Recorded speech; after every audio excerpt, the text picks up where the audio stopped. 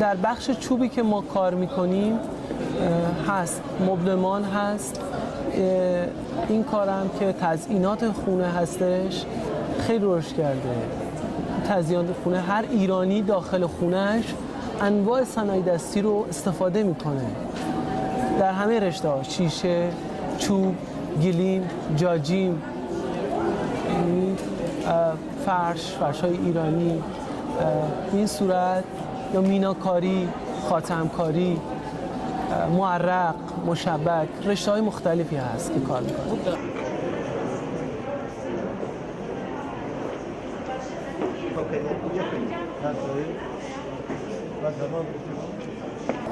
ما فعلا در قدم اول قالین صادرات داریم، پوستباب صادرات داریم، در مسکو میره، در دبی میره، در آلمان میره، در قزاقستان میره، در ترکمنستان میره، در تاجیکستان ما صادرات داریم و ما از کارهای خود راضی هستیم.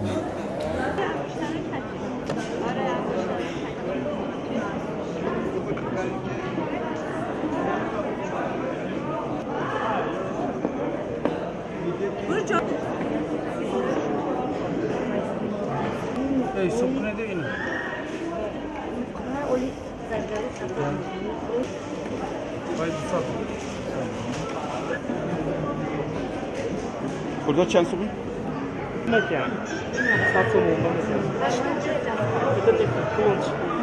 پیشتر اینکه مویا از نالوگ آزاد کردگی، هنرمندو از نالوگ آزاد، نالوگ نمیتیم. دامو دکانو دادگی، دامو کی همینجا کار کنید، هنرتون هم برده، مثلا مهمونو بنشون دید، فروشید کشته، همین قدر دامو یاردم کردیم. ازبکستان با.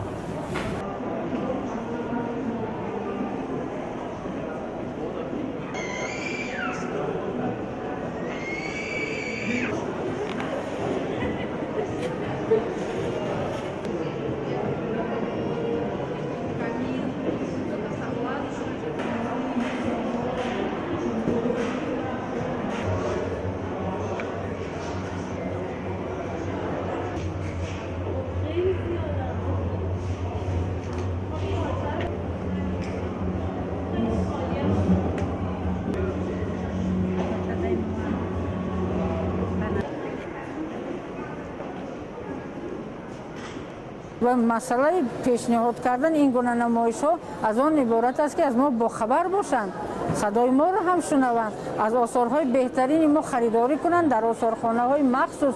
و ما امروز نیاز داریم آثارخانه تنها هنرهای مردمی باشد در شهر دوشنبه و گوشه‌های خودش. بخش کلالی است، بخش زرگری است، بخش لباس است، بخش سوزنی هاست.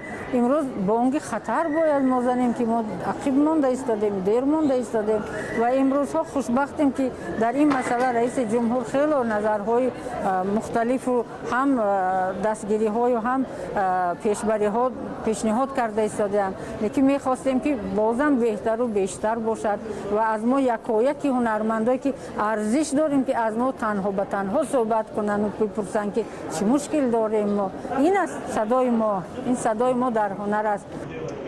من از کارد می‌نویسم کارد.